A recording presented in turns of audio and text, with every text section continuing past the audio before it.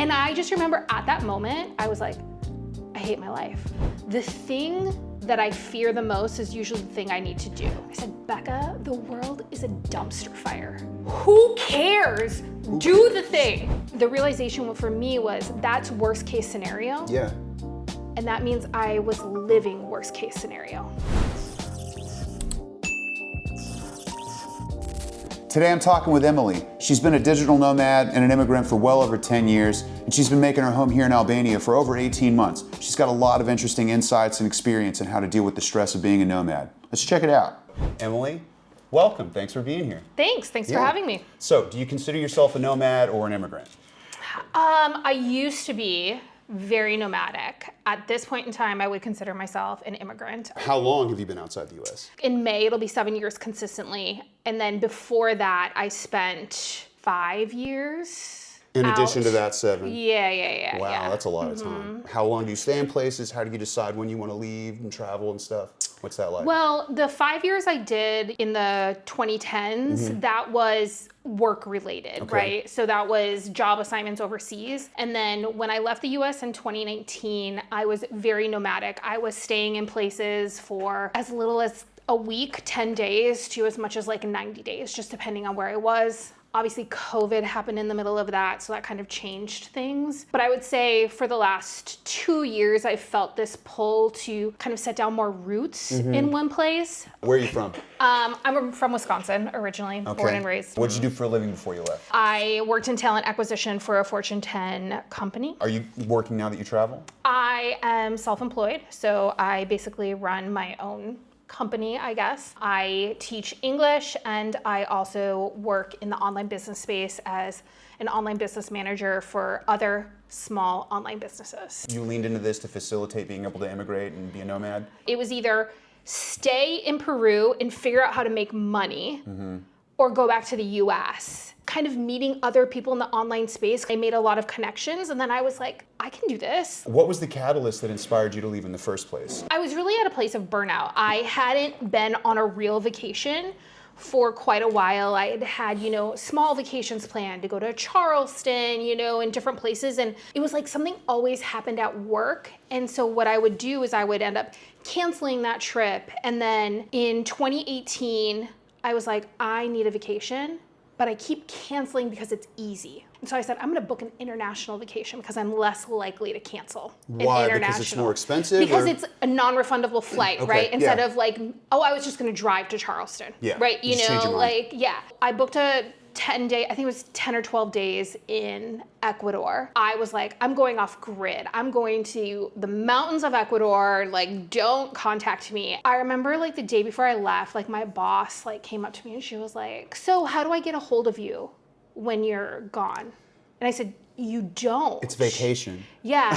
And I remember just being in this little tiny town in Ecuador, and I'd gone to a coffee shop. It had snowed in the mountains, and so I just went to the coffee shop. I was gonna like do some writing, and I opened up my laptop. It was my personal laptop, and I had a message in my personal email from my boss about work. And it was like, oh, you need to do this HR training or whatever. And I was like, while you're gone? No, I don't. And I just remember at that moment, I was like, I hate my life. If you've ever gotten a text from someone and it's just that like, I don't want to deal with this, that's exactly what it was. And so as soon as I came back, my lease on my apartment was coming up soon. And I just was like, slowly just started putting stuff on Facebook Marketplace. It was like my escape plan. I had a lot of friends that were like, oh, like you just got a promotion, like you're ruining your career, and you're living the dream. How could you walk away now? And I think in that moment, I really sat down and thought about it, and I was like, I'm educated, I have a good career history, I've been successful. If I go away for a year and I hate it, I can just come back and get a job. The realization for me was that's worst case scenario. Yeah. And that means I was living worst case scenario. There's literally nothing to lose. There will always be an apartment to rent in the States, like there will always be all of these things. How did you feel when you first left? Well, I think it was very different because when I first left the States, I was literally living the dream, you know? Yeah. Like the first couple months that I was in Peru, like I was having the time of my life. When COVID happened, that was like the scariest thing. I was dating a local at that time, so that gave me an insider edge to be able to like know things were coming and have information. Once I survived that, nothing phases me anymore. Like everything that happens, you find laughter in it. Totally. You know, that's just the way it is. You can know? either laugh or cry. Exactly, right? Yeah. So like, I mean, you know about the manhole situation. I did step through, my knee was like ripped open. Everybody So you stepped on a manhole. And it was open, like. Stepped on a manhole cover. A manhole cover, right. yes. And you stepped on that. And it wasn't secured. It's not secured, right. and that is very common here in Albania. And it basically, with the weight, flipped up, and then one leg sunk down, and I caught myself and threw myself forward. Oh my God. I have a nice scar now. Some people would use this as a potential reason to like leave or be down like on a country. This could have happened anywhere I was. Was there anything that was harder about leaving the US emotionally than you expected? No. I grew up leaving places a lot and like moving around a lot as a kid. I don't have a lot of connections or emotional connections to things. So when you did this, did it feel more like an escape or an experiment? More like an experiment. And then it just was a successful one, Yeah. so then it was an escape. It turned into an escape from an experiment. Yeah. So why did you decide to travel instead of just relocating? Why not just move? Why did you move around? I was a smart kid in school, but like my favorite subject was geography. I loved geography. I loved anything that had to do with like learning about the world. It was kind of like when I first left, it was like, why stay in one place when I could go to many places? So what do you think people misunderstand the most about what you're doing? The biggest misunderstanding is so many people think I'm just like on a permanent vacation. How do you think this is different from vacation? I have responsibilities that I right. Like I have bills to pay, right. and I have to go to work and make money and all of that, right? Yeah. But that's the thing is like, I think social media has kind of created that idea, right? For someone like myself who doesn't use my Instagram currently as a platform talking about life abroad, I share photo dumps of a vacation I took or a weekend at the beach, right?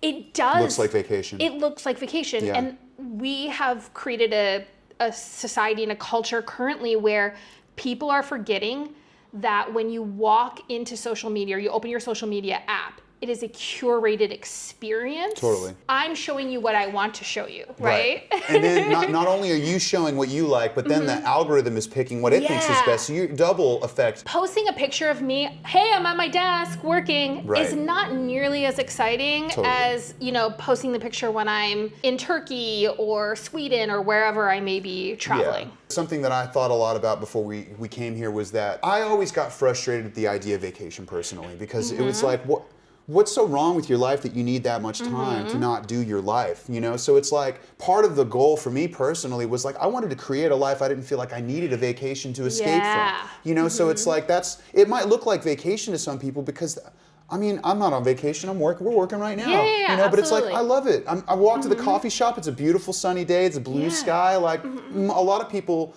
don't have days like this on their vacation, and every day like this is for me. Yeah. You know, or every day is like this for me. Sometimes you just need a change of scenery. Yeah, right? a little break, sure. Especially when you work from home, right? Especially. So like just having the freedom of like, I can just pack up and go to Himara and work from there, right? Oh my God, you're speaking my language. I'm not gonna show you a picture on Instagram of me working from there. I'm gonna show you the picture of me with my toes in the sand. You know what I mean? But it's just like, I have so much more freedom that I don't have to plan the big trips. Right. You don't need that 3-week European vacation. Yeah. So what's the most interesting place that you feel like you've been to? I was living and working in northern Iraq in the Kurdish region. I would also say Mauritania. Obviously, people are very familiar with Iraq, but when it comes to like Mauritania, before I went, I had never even heard of it. Yeah. So it's in northern Africa in the Sahara. It is kind of underneath Morocco, borders Mali, which is like where Timbuktu is. The crazy thing about Mauritania is when you're in the capital city of Nouakchott, it is this mixture of cultures. One second you feel like you're in the Middle East because they speak Arabic there. The next second you feel like you're in what you see is like a typical, when you think of Africa and you think of, you know, the women with those bright, beautiful beautiful colors and, you know, stuff,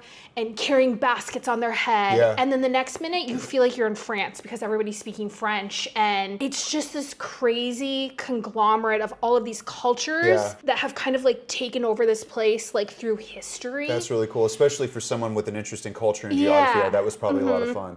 So for me, that was just one of the most amazing places, most interesting places. Any places on that list of like, that one's not for me?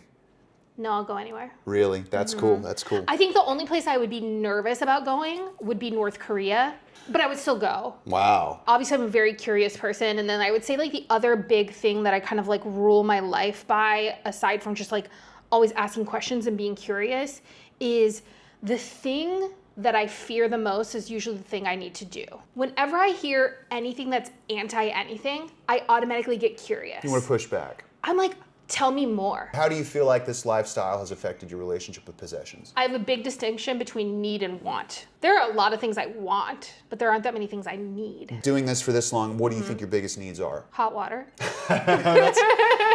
Good answer. Yeah. Yeah. You know, now having been through almost a week in Florida with no water, I would maybe just water in the tap. It doesn't even need to be hot. I was very lucky I never ran out of water. Yeah. Well, that's just because you were getting the gross water from the tank on the roof. Yeah, I never ran out of water, so. Do you consider yourself a minimalist? Some days yes, some days no. Interesting. I don't understand how you could switch, because it's not like you acquire the stuff and then get rid of it again day to day. I can fit everything I own into 2 suitcases. So by American standards. What else do you think is really important that you just have to have? Good shoes. People always wish they took care of their feet and their teeth. What are some things that you carry that might surprise people? Like I always carry with me? Well, stuff that you have in your luggage that it's like, this is pretty important, but it's a little unconventional, but it's really important to me. I have a door jamb alarm that I always carry with me. Door jamb alarm, what is that? It's like a door jamb that you put under a door, and then if somebody tries to open it, it's like a fire alarm. So it's a security device. So it's a security device. And you put this on the front door of anywhere you're staying. Yep. So as a single female, like especially, I don't use it in my apartment here in Albania. Yeah. I don't feel. But you have it. But I have it. As a single female, like when you're traveling, staying at an Airbnb, a hotel, right? Like it's just an added security feature for me. You can get it on Amazon. It's like $9.99. I also always travel with a 100-foot Ethernet cord. My work is done online. And especially when you're doing like a Zoom call, you need that consistent connection. What is the least glamorous part of this lifestyle? It's so quick when things happen, like the no water situation that recently happened in Florida, right? You have to be able to roll with the punches, and some people can't. And that is kind of the hard part, right? Now that was a fluke. 5 days, 6 days, however long it was, right? That was an actual accident thing, you know, that hopefully won't be happening anytime soon again. You know, like, but representative of how things can happen. Yeah, you know, like things are going to happen and things are going to hit the fan, and you just have to pivot, right? You have to adjust, right? I have definitely had many a delayed flight sitting in an airport, and it's like, oh, I have something to get done. You just open your laptop and you do it in the airport. Yeah. Is it ideal? No. Is it the most convenient place to be working on something? Absolutely not, but you gotta do it. It ties very well back to the point that you made about needs and wants. Yeah. You need to get the work done. Exactly. But you want it to be in a nice space. You don't need that. You could do it in the airport. You just choose your inconvenience. Exactly. The other day, I was actually making pancakes, and I'd thrown my pancake, you know, the batter on the frying pan, and the electricity went out. Is that the inconvenience I choose, or is the inconvenience working 70 hours a week? How do you feel like this lifestyle has affected your relationship with other people? Living abroad will change you in ways that staying in the US will not change you. And so you have to be okay with your relationships changing. When you first leave the US, a lot of your friends will keep in touch with you, and then eventually you will find out that you just have like 1 or 2. And especially now, right? We live in an attention economy. So whoever has your attention in front of your face, you're not there. You're not going out to Friday night dinners. You're not going to game nights anymore, right? And then you replace that a lot of times with your friendships and relationships that you make here, which tend to be very short term, very transient, right? Here in Albania, we have a lot of people that are not staying long term, right? They're coming in and out. And nomads. You just really have to be okay with that, right? For me, I have a really great, solid support system that is long distance, but we've been each other's long distance support system for years. A lot of times you want to call like sometimes the people that you meet when you're here, oh, that's my friend, that's my friend, that's my friend. They're more acquaintances. The word friend is extremely subjective. Yep. I was thinking about that this morning. You know, Yeah. it used to bother me when I was younger that people would use that word so liberally because I thought, well, friend's a really strong commitment, and I've kind of relaxed on that. Yes, I agree. I still call people friends, right? You know, but like, what is your expectation? And you have to remove that friend that you have in the US that you've known since you were 16 is not the same as the friends that you have here. Like when I think about like what I would consider like my best friend, closest friend, right? Like I could call her about anything. Like she would like be like, do you need me to get on a plane and come to Albania? Like she would do that. That's like a sister. You know, it's like a sister, right? Whereas not so many people hear what I call in that type of situation. And that could change though. And it could change, absolutely. Yeah. Right? I see a lot of times people get like really offended when somebody's, oh, well, like she didn't invite me to this expat hangout, you know, or something. And it's like, it's okay. Kind of cliquey. Yeah. I've noticed that. The clique never dies. Do you have a way that you try and make sure that you stay in touch with people, or is it just an organic thing that happens naturally? I mean, definitely we have to put in effort, but it's mostly organic, right? Has this lifestyle changed who you feel closest to? Yes and no. Like I would say like my closest friends are still my closest friends. In terms of people that I thought were close friends that I don't hear from. Also too, right? And you probably might experience this, I don't know, but right, you leave and your life changes in this way of like you're discovering yourself and you're traveling and having all of these adventures, and people at home, their adventures are getting married and having kids. I know exactly what you're talking about. And now you don't really have anything in common, right? Yeah. You know, like just the shared experience from a way decade, back in the day, 2 decades ago, Like my friends that have gotten married and have kids, like their travel is like going on a Disney cruise. Yeah. Which makes me want to poke my eyes out. You know? Not a Disney adult? No, not at all. So, you know, like it's hard and you do, because of social media, you do still have some like responses and DMs and stuff back and forth sometimes, but with those same people, you know, but it feels kind of surface level. Yeah, I know what you mean. Hey, sorry to interrupt the interview, but if you're having a good time, give me a thumbs up and subscribe to the channel. I think you'll enjoy it here. Back to the video. So what about like dating? Has this changed how you feel about that, or how you pursue it, or if you pursue it? Because I've always been obsessed with languages and different cultures, even when I lived in the US. Like I was thinking about this the other day, I don't think I've ever dated a US citizen. Ever? Ever. Wow, that's crazy. Wow, it's interesting.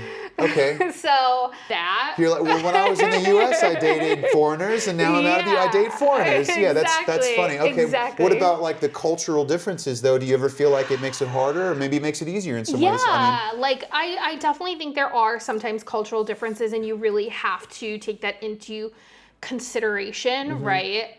When dating, especially if you're dating to like build a life together, you know? So that you've tried that. Yeah, so I talked about, you know, I had my ex who was Peruvian and I lived in Peru. And like, I think one of the best things is we had decided we were going to build a life together. And at that point in time, I was nomadic, right? Okay. How old were you? 36. Okay. 36. I think. Dating, gonna build a life with this person. Yeah. That's when I really realized there's like a difference between like talking about wanting to do something and then like actually doing it. And this is in terms of, at that point in time, I was nomadic, right? So I knew I was not going to stay in Peru. And he also was like, yeah, that's what I want to do, but had never done it. And so when we did go and become nomadic together, he hated it. The culture shock for him was really, really difficult. And that put a lot of like more emotional burden on me, right? Because I feel like I'm forcing you to do this thing, or I'm forcing you to be here and you don't like it. That turns into resentment from them. You know, it's kind of like the kids conversation, right? Totally. You know? That's a great comparison. Yeah. So like for me, it's like, okay, knowing that I am at that point in time nomadic, like I won't date somebody who hasn't also had that experience. Dating is not my number one priority. I literally have no problems being alone, like at all. Like I'm very at peace. I don't feel like anything is missing from my life. If it happens naturally and organically, that's great. But also you have to add to the peace I already have. Yeah, I mean, it's really great to hear. I think especially, I mean, it's cultural all over the world, but I think a lot of people are brought up in cultures that teach them that that's like a necessary part of life, and it's not. If you are happy and you are fulfilled, you don't have to have kids, you don't have to have a partner, you don't have to have a career. Exactly. You know what I mean? Do whatever you want, make yourself happy, don't hurt other people. That's really... Yeah. Like I was talking about this with a friend. There's kind of all these things that we wanted to do, but they're very like not traditional, not... Who cares? You know? I said, Becca, the world is a dumpster fire. Who cares? Do the thing. Totally. You might miss your opportunity. Yeah, you know? Like, Go nobody's going to remember you. Nobody cares. Literally, nobody cares. Yeah. Like, yeah, I love that. How do you think about budgeting? What does an average month look like? What do you like it to look like? What's like kind of a range of like how you plan your finances and what you think is a economical way of pursuing this? My Albanian expenses, I definitely live on the cheap end, but I do live a great life. I mean, my Albanian expenses are probably like $600 a month.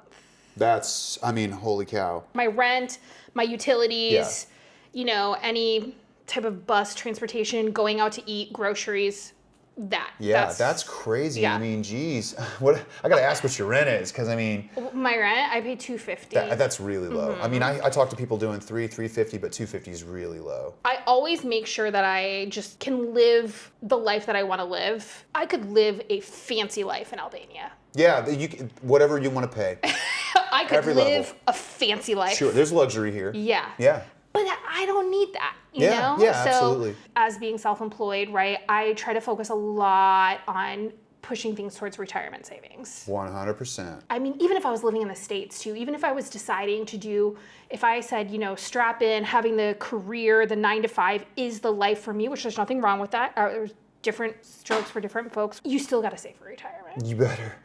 I hope you are. This is not financial advice. Yeah. This is not financial advice. But I mean, yeah, I'm with you. nothing is guaranteed. It's sad. I mean, I know people, especially in the U.S., it's just like there's not enough left over to do that. Maybe you got to leave to do it. But think about it. You know, don't just let it alone, because, oh my God, it's no one's coming for you. Absolutely, you know? 100%. Yeah. Do you worry about receiving health care outside of the U.S.? Yes and no. If you got some sort of rare cancer or something, like Albania is probably not the place you want to be. But that doesn't mean that you can't seek care somewhere else. Exactly. Right. Yeah. I mean, I have some friends that were in Albania that recently just left to go to Southeast Asia. Thailand has excellent healthcare, affordable healthcare, you know. What's the most impactful thing that's happened to you since leaving the U.S.? Maybe one of them, and maybe not the most, but one of the most that you can think of. My grandparents always wanted to travel, and they were waiting until they retired. And then when they retired, like within weeks, my grandfather was diagnosed with kidney disease and could never travel. Wow. I remember that being very impactful for me, and thinking like, you can't wait till you retire because you don't know what you're gonna get. About 10 years ago, my mom was diagnosed with cancer. In that moment of her deciding what she was going to do in terms of treatment, and her one day just looking at me and she said, I never did the things I wanted to do. For me, that has always been like, if I want to do something, you have to do it. Yeah. Because it doesn't matter now, it doesn't matter if you're old or you're young. Any of those things could happen to any of us. Absolutely. Right? And we saw that with COVID, right? COVID kind of all stopped us in our tracks, and we really realized for a lot of people, you know, that was an explosion of the nomad, right? Yeah. A lot of people are like, I don't have to go to an office every day. I can make this work. I can work remotely from someplace, right? We all kind of realize like we can wake up tomorrow to a completely different world. Yeah. All of those types of things have had a huge impact on kind of the way that I just view life and make decisions. Do you have any regrets? No. None. You know, you're the second person in a row that have no hesitation. You know, if I was being honest, I think the things that I would say like I regret are like the tattoos I never got. You still have time. Go get them. Which I'm just gonna do. Yeah, go like, get them. You know, like, you know how like people are like, when you get a tattoo, people are like, when you're 80, you're gonna... I might not even live to 80. Who also, knows? you know what happens when you're 80 and you got a bunch of tattoos? You look badass. Exactly, right? You know, like, I think, like, yeah, like, I have regrets of things like maybe chances I didn't, or the things that I still could do, but I'm like, man, why didn't I do that sooner? Yeah, exactly. That is literally what I keep saying. I think if I were to do it again, or how would I improve it, or what could be better, do I regret anything? And it's always the same answer, sooner. Yeah. Sooner. Have an idea, do it. Yeah. You know, and that I love that. But I mean, like, even when I look at some of the things that with rose-colored glasses, I look back on them and I'm like, that was a mistake. But it was so pivotal or changed me into who I am. I think part of becoming, like, you know, the confident, like, self-assured, resilient person that you become when you live like this, I think is just learning that you know, I'm going to make mistakes and I'm going to regret things, but I need to do that to get better. And so I'm not going to beat myself up about it, you know. What kind of person do you think is suited to do this? I think that if you're on the fence of leaving the States, leaving your home country, becoming a nomad or an immigrant, you have to be real with yourself. A lot of people can't be real with themselves. You can lie to me, but don't lie to yourself. I don't care. Like, you know, I don't care what decisions you make about your life. But you're gonna care. I think that is really hard. People have a hard time being real with themselves. So you have to be real, and you have to say, like, maybe this is shallow, but I can't live without this. And if that's the truth, then you need to accept that and plan for it. Like, my wife needs her pillow. Some people need that pillow for consistency. Put it in the suitcase. Yeah, exactly. You know, like, we want to romanticize, like, I'm gonna go live on this piece of land and have a goat. But can you really do that? You have to be really upfront with yourself. People talk about, like, American exceptionalism.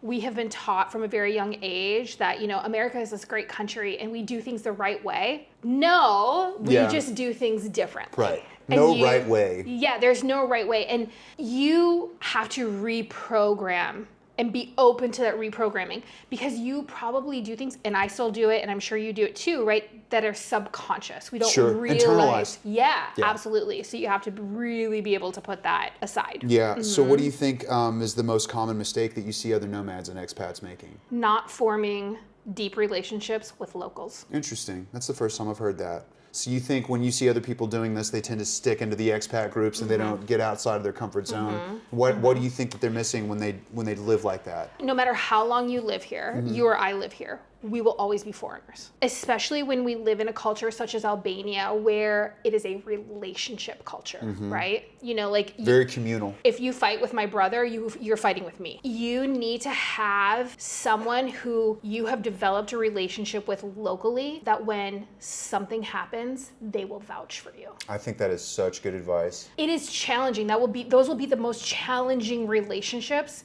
you will ever build. And they will feel like work. And that's why a lot of expats don't do them. Because there's a language barrier. There's also there's cultural, right? In Albanian culture, there is this hospitality. I don't know if you've been to an Albanian's home for like a meal or something. It can be very taxing at times, because in America we're like, okay, meal's over, like, you know, we don't have anything to talk about anymore, like, I'm gonna go. But in Albanian culture, that's very rude, right? You know, you're in for the long haul. Like, a dinner can be a 6-hour event, and that feels like work. Everybody wants a village but doesn't want to be a villager. That's a great quote. Right? Because it takes work. Relationships are work in general, but that work will pay off tenfold. If a person is on the fence and they want to try it, what do you think they should do? And that could be being a nomad or an expat, either one. If you YOLO. Just do it. Yeah. So it's not like no test trip, no nothing. You're just like, get out there and go. Yeah, like, if you're unsure, put your stuff in storage for a year. Yeah, because you can come here for a year. I mean, it's hard. Not everyone has the ability to pause their life like that, but I guess if you can, that's, you know, try it, right? Yeah, that's true. You know, like, you will find out if it's for you, and you will find out exactly what you can and cannot live with. What do you wish you knew before you started? Albanian. But more broadly, I guess. Yeah. Because that would be, what do you wish that you knew before you came here? Yeah, more specifically, before you left the U.S., what do you wish that you'd have done or known? I didn't know that as Americans we just have really big feet. I didn't know that. Is that what it is? Yeah. I have enormous feet. I didn't realize that. Okay, it's an American thing. Especially for women. So I wear like a size 9, 9.5 shoe in women, like in US sizes. It's really hard to find women's shoes in those sizes in South America, especially. But even here, I went to one of the, down on the main road, there's those sports stores. I went in one to get a running shoe and I picked the Nike off the wall, and I know the translation, I'm like a 41 or 42 or something like that. And I said, oh, can I get this in, a 40, try it in a 41? And she goes, 38? I was like, oh, I said, 41? She goes, you mean 38? Squeeze your toes. Yeah, she said, you mean 38? And I was like, why would I say 41 if I'm in 38? No, actually. And she said, oh, we only carry to 38 in women's. That's the biggest that we have. Okay. Whenever I go somewhere, and I can find a big shoe and it's, the shoe that I want, I get it. So that's how you deal with that now? Yeah. So you just keep your eye out, and anytime you... Yeah. So you don't order, you don't leave the country to find them, you just whatever... No, if I'm traveling, I will do research. I see. After that experience, I was going to Prague, and so I went on, Google Maps and found every sports store in Prague and messaged them with how big their sizes were, and stuff. If I go to the States to visit my grandmother, I order a ton to bring back. It's like you bring an empty suitcase with you and then you fill it with the stuff that you need. Yeah, Totally. I know that you've been here for a while and you're kind of playing with the idea of staying here. So what do you think about the future and traveling versus just staying long term? What are your plans? Yeah, so I'm definitely planning, I think, on staying in Albania long term. We'll see what happens. What does that mean to you long term? 5 years. And then after that, who knows? Yeah, who knows? Cool. I think anything beyond 5 years is hard for me to envision and plan out, but definitely still traveling a lot. There's a lot of Balkan countries that I want to visit, a lot of Eastern European countries that I want to revisit, the Middle East that I want to go back to. Yeah, wow. I lived in Turkey for a short time. I love Turkey so much. I want to go back, and lots of big adventures. I'm really into more adventures. I would love to do camping in the Ring Road in Iceland. I want to do the 3 passes trek at in Everest in the Himalayas. I want to ride a motorcycle the length of Vietnam. There's lots of big things, adventures that I want to do. So That's I'm kind great. of more into that type of travel. Wow. Have you ever considered I love this and I want to keep doing it, but if this happened, I'm not going to do it anymore? My family kind of really is my mom, and my mom lives here in Albania. And if there was, she had cancer 10 years ago, and I did take care of her during that. And if that happened again, absolutely, I would take care of her. But whatever happened after that, I would continue. Yeah. My grandmother is 91, but she still drives and she's superhuman. Is there anything that you're currently working on that you would like to share or talk about? Maybe a good opportunity to talk about your business. Would you like for me to link it if people are interested in your services? So what exactly do you offer? Who might your customer be? I do 2 things. So obviously I teach English. So anyone who's not English speaking, native English speaker, probably not watching your stuff. So yeah. And that's Zoom, over the internet? Okay. We do Zoom private lessons. I do a lot of interview coaching, that kind of stuff.